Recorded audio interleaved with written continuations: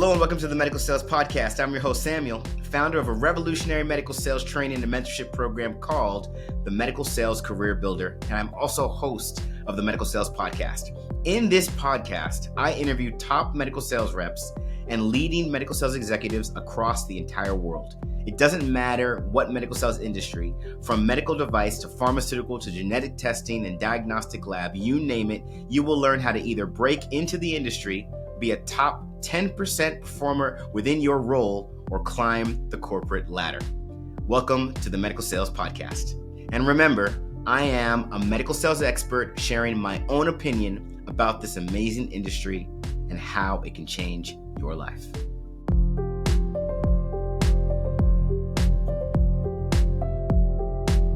So, I was reading your profile and it looks like are you the head honcho that makes like all training programs for all these tech companies? Is that accurate, or am I going to the wrong direction here? I don't know if I would describe it as head honcho. I don't think that I'm the head honcho or feel like I'm the head honcho, but I do think that I just figure out what needs to get done and just roll my sleeves up and get it done. So I've worked a lot with startups, so I get a little scrappy and just like, oh, we need this, I'll do it. I'll build, that environment of startups where you're kind of the person that wears many hats. But I guess from a 10,000 foot view, as a VP of training or practice development, I've worn two hats here for the last couple of years.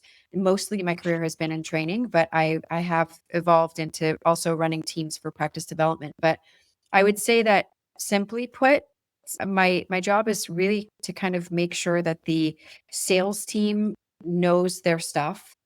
They have the knowledge and they know inside and out what they need to be able to talk to customers, whether that's the science of skin, whether it's mechanism of action of a technology, whatever that is. So the medical professional feels confident after they've had that interaction with, whether it's a clinical person that's on a clinical training team or a salesperson that's on a sales team. They feel confident to use or to buy our products first and then to use the device moving forward. So like every other professional, I think in the training realm, and I'm sure that you can relate with this, is I translate a lot of the kind of the technical stuff, the sciencey stuff, the clinical stuff. I translate that into a practical form so that you can bridge that gap and really help that the salesperson sell with science and clinical and the language that you need to be able to do that. So are you the kind of person that can approach a startup, see they have a valuable product with a valuable offering, they got 5 to 10 people to spare to actually get this thing sold, and you're the one that says, okay, this is the framework, this is what's going to look like, this is the execution, and I'll even help you guys roll this out? You know what? It's so hard to kind of pinpoint exactly what it is because it's a lot of so many different things. Sure. I go in and say, okay, what is our ultimate goal? So for example, right now, the ultimate goal is we need to onboard 10 new capital sales reps, and we need to train them on everything and anything that is company, technology, science, culture, all of that related. Sure. And so I take all of the learning needs and I kind of translate that into what's going to be digestible for this group. And the next group, it might be only clinicians, and the next group, it might be only marketers. And so I customize everything that I have. And if I don't have something that I need, I'm going to build it and I'm going to create whatever resource I need. So it could be creating new curriculum. It could be, taking a very complex clinical study and clinical data, and it could be translating that into concepts of practical knowledge that will help a salesperson sell. And it will help them be more confident because I'm going to break it down into little bite-sized pieces where they understand it. And however long or however basic I need to do that, I will look at my audience and really customize the material so that they can, again, digest it and go out and do what their role is. So it's really, I think my job really comes down to connection. Like I'm connecting what we have, what we don't have, the gaps, and I'm creating and building and building the architecture around how to bridge those gaps and build the knowledge for sales, for clinicians, for our customers. So whatever tools and strategy is needed, I'm kind of creating that architecture. Now, as VP, are you the final say? Do you have someone you have to report to on what you want to do? How does, and of course there's the official relationship of what that sounds like, but what's the reality? Is it kind of like, look, Amy, we need this, figure it out, all you? Or is it more like, I really want to do this, but I got to get so-and-so's approval to make sure I can roll this out? How does it normally look? I don't think anything is always normal. I think the culture in every organization is different and unique to that organization. I've been in both of those roles. Okay. So I've been in the role where I've had a lot of, for lack of a better word, micromanagement. I've had a lot of having to say, I'd really like to do this. Can I do this? And then a lot of, like, in the pharmaceutical industry, there's a lot more regulations and a lot more sidelines, right? So Yeah. you have to stay within your boundaries. Yeah. You can only say this. You can Red only tape say central. Yeah, exactly. And then when you get into different fields kind of have a different culture. And so I've also worked in that environment where it's like, you know what, we hired you, we trust you. Just here's our end goal. Go do it. So I think I thrive. Yeah, I thrive in that other environment where I have the individuality to be able to do that because I like the creative side of building the tools. That's the environment I'm in right now, and I've been really fortunate enough to have some mentors in on the sales side that have said in multiple different companies that they've built up, they said, Amy, we need you to come build this program. Come with us, come build this program. And then, 5 years down the road, they say, Amy, come with us to this and come help us build this program. So I've gotten to that point in my career where I have a little bit more of that autonomy. And I think that is a good environment for me to thrive in. Love it. I love it. So Amy, please share with us, what type of company do you work for now? I'm currently with a startup company. It's a medical device company in the aesthetic industry. Got it. So our call points are dermatologists, plastic surgeons, solo estheticians, medical spas, franchise medical spas. All of those are who we sell our device to.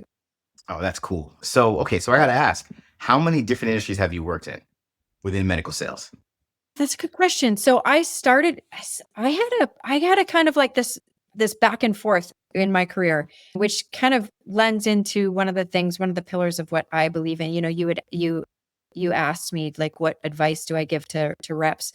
One of the things is, like, just say yes to opportunity, even if it's not exactly what you thought you might be doing, because it grows legs and it evolves and you meet people that give you opportunities down the road.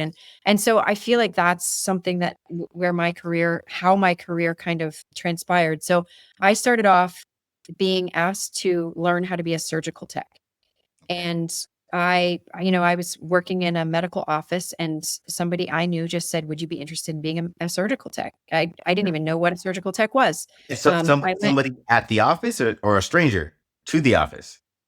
So funny story, the director of nursing was my high school softball coach's wife. Oh, wow. And yeah, and I was a big athlete in school, and I had a really good relationship with my coaches, and so it was his wife, and she was the director of nursing, and she said, "You're working in this office doing transcription," and I had 2 degrees at that point, and she's like, "Why don't you try something?" And I was like, "Okay, do you want to be a surgical tech?" And so I went in to see one surgery, and I peeked through the little window, and I was like, yes, yes, that's exactly it. That is cool. I started off being a surgical tech. I grew from there. And, at one point it hit me, at 2 a.m, and I taking call, scrubbed into a case. And I thought, the nurse that has same education basically that I do is over there probably making twice the amount of money that I am. And we're working the same amount of hours, working just as hard. I'm like, why am I not a nurse? So I went back to school for an accelerated program, went back to school for nursing. And as soon as I graduated nursing, I started running all of the ortho pods, like what they call them. So I was doing all the ortho cases. I had a really amazing orthopedic surgeon mentor who taught me so much. And I became kind of like the case coverer for the orthos. And then I got seen by some orthopedic reps, and they said, would you come work 1099 as an orthopedic rep and cover all of the cases in this area? And I was like, yeah, sure. How long were you a nurse before you were poached? I was kind of getting poached when I was a surgical tech, and I kept on like just entertaining it, but not jumping in. Not long. It was probably less than a year, maybe a year. Wow. So you were Mhm. like, you were barely a nurse and you I said, you know know. what, I'm making the jump. Yep. Wow. Okay. But I worked part-time Sure. as a orthopedic rep. They were really flexible with me, and I worked full-time as a nurse. So I was still working as a nurse, and then all of a sudden the orthopedic companies, they all kind of merged, and Biomet and Zimmer, and so we lost the orthopedic surgeon, started using a different program company, and so they shifted, and then this orthopedic group said, "Hey, would you come cover our cases, but we want you full-time." And it was at that point where I was like, wait a second, I just went to school for nursing. How am I jumping ship and going to work for an orthopedic company? I was like, but again, back to my one of my foundational things of advice is just say yes, just try it, just do it, because there's always doors that open. And so I did. I went and worked full time as a trauma and orthopedic rep covering the state of Maine. Wow. I learned a lot, but I did also learn that I was not a great salesperson in that environment. Okay, so wait, before we continue, I want to hang out where you had two jobs for a moment. So you were a part-time nurse and a part-time rep. I was a Talk to us. full-time nurse and a Sorry, part-time rep. but a full-time nurse is a part-time nurse because you have the 3 day, the 3 day, 2 day. You have opportunities as you showed to be a rep and be a nurse at the same time. When you were Yes. a nurse, full-time nurse, part-time rep, and two worlds here. What was in the mind? Was it like, oh my gosh, it would be so wonderful if I could do this rep stuff full time? Or was it like, I'm doing this rep stuff, it's kind of cool, but man, I don't know. I want to stay as a nurse. What was going through your mind? You ask really good questions. It was a long time ago, but I think I really loved the freedom and the autonomy of being a sales rep. It was difficult trying to do both at the same time because I was also I was the nurse on one day at the facility, and then their rep the next day at the Right. facility. Right. So the lines got a little bit blurry, and that made it very challenging. But at the same time, I loved doing both of what I was doing. And I only made the choice to go to repping full time because the opportunity presented itself, and I didn't know if I was going to get that opportunity again.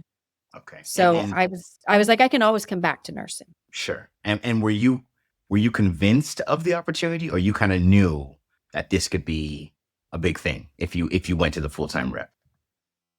I don't think I knew what it was when I was in it. I was doing it because it was a fun opportunity and I love to learn. I'm a lifelong learner and I wanted to learn something new. I just got done nursing. Now I'm like, okay, I'm ready for the next thing to Yeah, learn. I get you. Um, Yeah, yeah. yeah, I mean, obviously the hours were different, the pay was different. As a new sales rep, I was actually making more than I was as a nurse. And so those were all factors that played into it. But for the most part, it wasn't like, oh my gosh, like this is a huge opportunity. I could get into sales. I never had aspirations to get into I sales. see. So it was, for lack of a better way of saying it, it was almost kind of like a natural progression, opportunity to opportunity, and why not kind of Yeah. sentiment more than anything else. So you said that you weren't a good sales rep though. So I want to hear what was going on in the day in the day-to-day of the job that made you say, you know what, I am not good at this. I think it was about meeting expectations. And so I was a real, I mean, think I'm a clinician that's come out of an environment where first and foremost, it's about my patients. It's about Sure, keeping my patients safe. It's about keeping the environment in the operating room safe for my patient sure. and doing Yeah. my job the best that I can. And then I had to shift gears and go into an operating room where there was a nurse taking care of a patient, and I had to speak to the orthopedic surgeon while he's in the middle of a complex case, while he's choosing and sizing and cutting, and I'm trying to sell him what I've got in my trunk because there's a fracture that gets an X-ray of a fracture that comes on board, and I just felt like there was a disconnect of selling in that environment for me because I was still first and foremost passionately a clinician, and I knew like I shouldn't be talking, I shouldn't be disrupting him. I don't want to get his focus off that patient. That is what's most important. But then that was your only time a lot of times that was the only time scrubbing up into a case. That was the only time you had the ear of the surgeon. And that was, sometimes, you talk about pitch, developing a pitch. I think it was in this environment that the salespeople learned how to develop a pitch. It's like when you're scrubbing in for 3 minutes, you got to tell me about the products that you need to sell or you need to push or you want me to try in that 3 minutes while they're scrubbing in before they go into surgery. I hope you're enjoying today's episode. And I want to let you know our programs cover the entire career of a medical sales professional.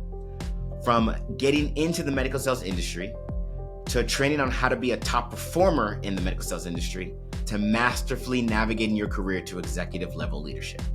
These programs are personalized and customized for your specific career and background, and trained by over 50 experts, including surgeons. Our results speak for ourselves, and we're landing positions for our candidates in less than 120 days in top medical technology companies like Stryker, Medtronic, Merck, Abbott, you name it. Would you run an Ironman race without training and a strategy? You wouldn't. So why are you trying to do the same with a medical sales position? You need training, you need a strategy, and you need to visit evolveyoursuccess.com, fill out the application, schedule some time with one of our account executives, and let's get you into the position that you've always dreamed of. So you're saying that you were a rep, you realize there's a gap in doing your job effectively that I of course you didn't like. And then you end up becoming the, trainer for how to do it effectively. Okay, before you even explain all that, right? Close the gap for me on, you realized you weren't good at this because of this issue that you saw that, hey, this physician needs to focus. I should not be selling them. But you still understood that this is my job. How did you resolve it? Mm-hmm. Yeah, I mean, it was a high pressure sale. There was urgency there because, you needed to make a number and that was the only time you were in front of the doctor. And that was where I don't think that I did flourish. Where I did thrive was in servicing and being there for the surgical tech, because like the back of my mind, I knew every instrument. I knew every step of the surgery. I knew exactly what they needed to do. And when they ran into trouble, they turned around and they said, Amy, what do we do? So in that case, I was very valuable and I could get business in turn. I could translate that business slowly because they saw the value in me as a rep because I knew my stuff. But when it came to me asking for the business, I struggled. And so I thought that I recognized at that point that my knowledge was my power, and closing sales and asking for business was not there for my power. And so I just started moving away from that sales position, but moved towards the training position for a sales company because I knew that that's what I was good at. So what did that look like? So was that you were a rep and you took an in-house stint in training? You left the company? How did it happen? So at that point, I applied to go back into the operating room. I needed a break. You think about it, back in the day, we wore pagers and, when you're covering trauma, you could get a page at 2:00 in the morning. You can get a page when you're out with friends at dinner. Power, bless your heart for taking those jobs. Right. And when you're covering the entire state, sometimes you're like, oh, okay, I'm about 6 hours away. I'll jump in my car. I'll be there in 6 hours. Sometimes I remember driving in the wintertime in Maine, driving 6 hours to go cover a case to be there for 7 a.m. cut time. And you walk into the operating room and the front desk says, oh, they didn't call you? That case was canceled. Man. So I took a break. I went back into the operating room for about 5 years. I worked as a surgical tech and operating room nurse, circulator and scrub back in the operating room. You left the sales world and you went back to being a clinician. I did. Yep. So, okay, a year after making that decision, was it itching to go back into corporate? Was it, I'm so glad I went back to being a nurse? Where was your head?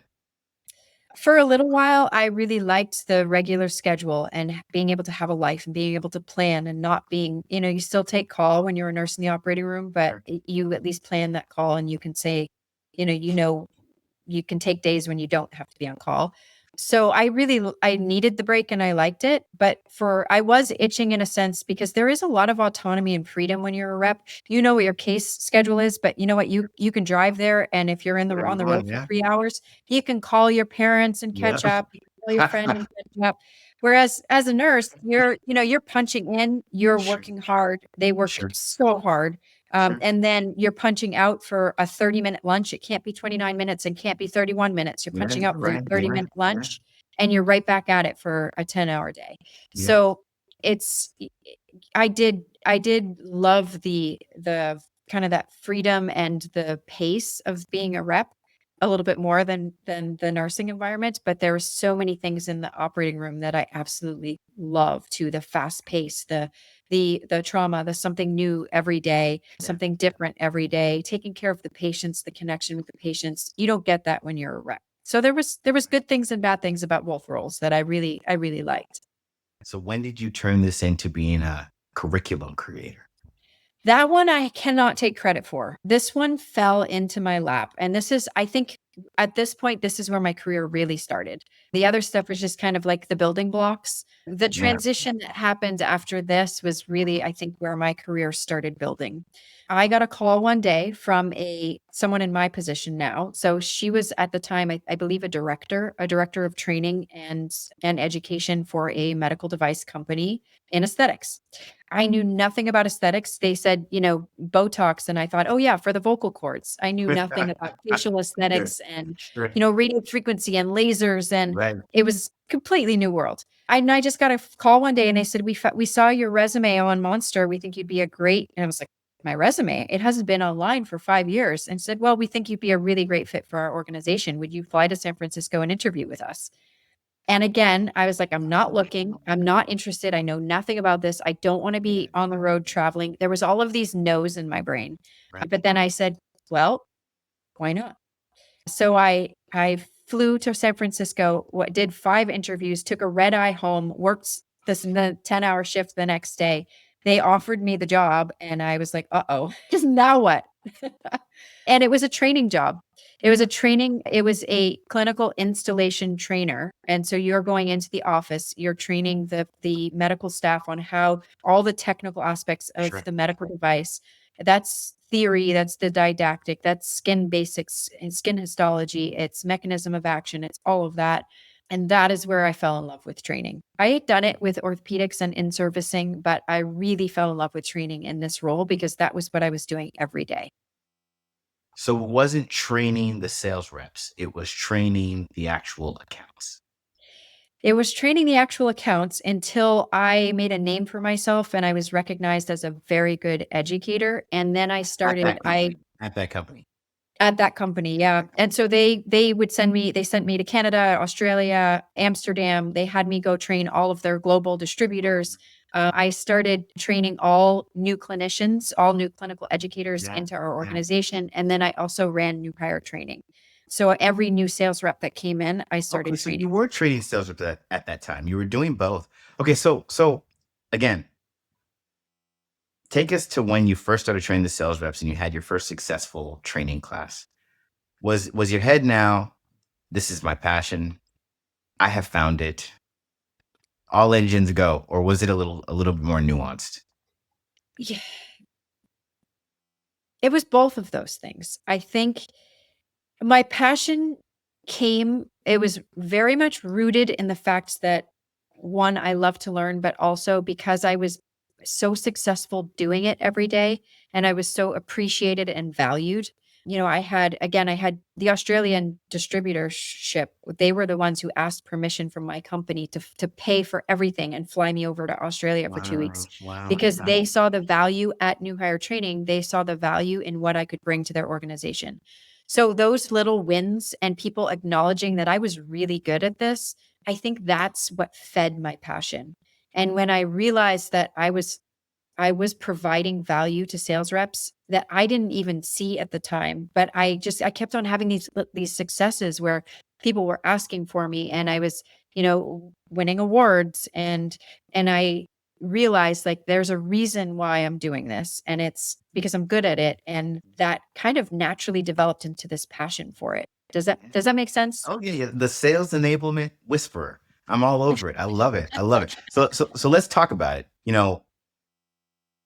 I want to switch gears a little bit and get into how reps can appreciate sales training. I think there's a couple myths I want to dispel. That's first of all.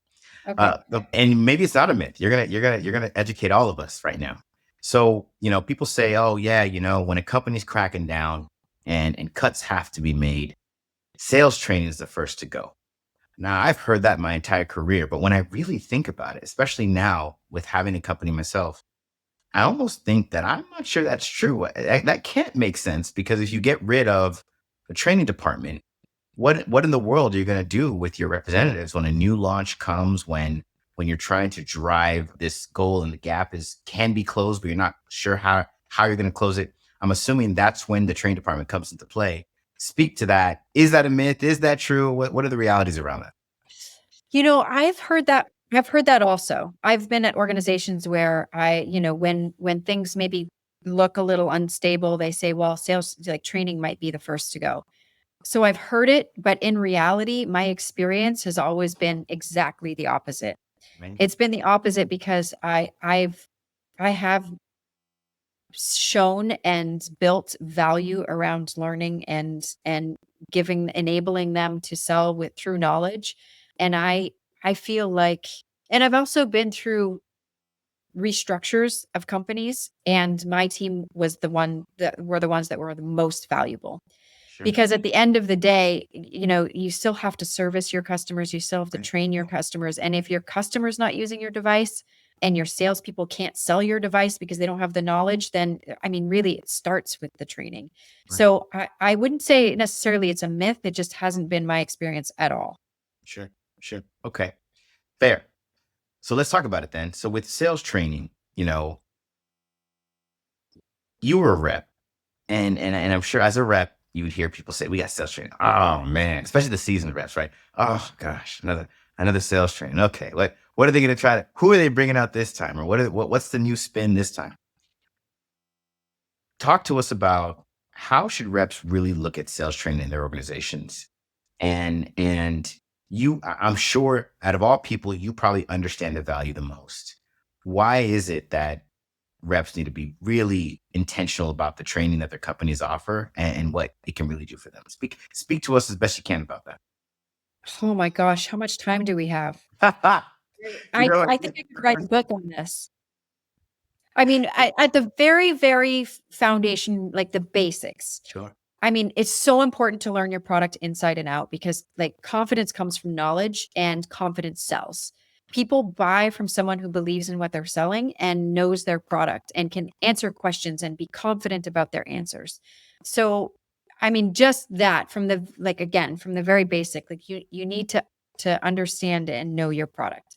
But I mean, listen, I've been there. I've done 2 weeks in Warsaw, Indiana for orthopedic training, and I was out there and I was just like, "Oh my gosh, I cannot wait for this to be over." Right. I didn't I when I was in it, I was just like, "I just want to go do my job." Right. I feel like there's a lot of organizations that don't do sales training well. And I feel and I might have a very unique philosophy on this, which may not be the majority of how Hey, sales. you better say it. This is what we're here for. So, I mean, you hear of all these like, and I won't mention them by name, but all of these selling models. Like every organization that I've ever interviewed for a sales enablement role or a training role or had, they always talk about your selling skills model, Sure. the memorization algorithms for how to sell. I think it's so much less complex than that because I've been through as a sales rep, I've been through multiple different selling skills programs. Ask me any question about them. I don't even know what the acronym stands for. And I'm a learner. I love to learn, but I don't know what the acronyms stand for. I can't remember them because they weren't meaningful to me. To me, the knowledge is in the practical part of it. And that's where I think that I've created value in what I do because I'm not going to go and tell you some acronym that you need to memorize and tell you how to sell. I'm going to teach you the soft skills and the emotional intelligence and the practicality behind like why do you need to know that what this device does and why does this device do this and why does it do this way and why like I want to give you all the why behind everything so that you understand the importance and you can I always say let's teach them how to fish. Let's teach you how to think through this problem. So you're not saying, okay, I need to ask a question now. I need to, and a lot of it is just such foundational skills. It's listening, listen to your customers, understand what they want to know. Like, I can teach a rep how to go through a 50-slide pitch deck and tell you how to present every single slide on that pitch deck. Again, kind of talking about how to teach somebody these skills that maybe they don't use. Or I can teach you how to ask the right question and listen to the answer and say, okay, now where do we take that, guide the conversation? You can take those 50 slides and not present a single one, or present just one because that person said all they cared about was ROI, or all they cared about was the clinical endpoints, or all they cared about was the price. And you could close a deal on just price alone, or just ROI alone, or just clinical results alone. But you have to ask the right questions. You have to listen. And to me, that's emotional intelligence. It's listening skills. It's not necessarily some cookie cutter acronym. But every new hire sales training program you're going to enter into, they talk about, okay, which selling skills model do we want them to learn? So again, I'm maybe a little bit old fashioned, or maybe a little, I'm of the minority, I think, when I talk about let's learn how to practically talk to people, uncover what their need is, provide value around what we have to fulfill their need. Let's teach them the questions that they need to ask to close, like all of those things. So then how do you balance, because I always thought these selling models existed, one, because people believe there's a way to just approach selling, but I also thought they existed because they adopted certain adult learning principles, like these acronyms, because as adults we're not all like we were in our freshman year in college, and our brains aren't firing exactly the same way. And so because of the wisdom, the real life experience, when we are learning a new concept, it helps to have some kind of acronym, some structure that we can kind of call on when we're in that situation. If your method or approach kind of shies away from these acronyms, how do you balance the adult learning with these people that maybe they don't know how to sell powerfully and you're responsible for their success? How are you balancing that? That's a really fantastic question. I don't think that there's no value in selling models. I do for exactly that, the way that you just described it. There are some people that need that formalized learning, and they need to have something very regimented to kind of learn in order to go out and do their job. I think I mean, I think that there's a place for both. I just think that based, kind of exactly like what you were saying with adult learning, what one acronym and the one methodology might work for you, something completely different might work for me, Fair, something completely fair. different Yeah, might work for X, Y, very and Z true. rep. Yeah, And so if you're picking one selling model and you're paying $30,000 as an organization for that one selling model, and it resonates for 25% of your reps based on their tenure and their learning, the way that they learn, to me, I just feel like customizing the learning for each and every individual that's in your organization. And that to me is emotional intelligence. Let's role play. Let's ask good questions. Let's listen. sure. Let's learn those foundational skills that every single sales model talks about, but they don't, like they do, they all spin it a different way. Sure. I mean, I guess I like to learn the skills. I just don't have an acronym for it. Hey, now you might have your own method, not even know that you're teaching a whole new method. Okay. So let's get into this then. So you have your way of doing this. You have the reps you're training. For those reps listening right now, that maybe they are with a company that they're selling, their sales model, their sales training is not as beneficial as they would hope for. They're looking for more development.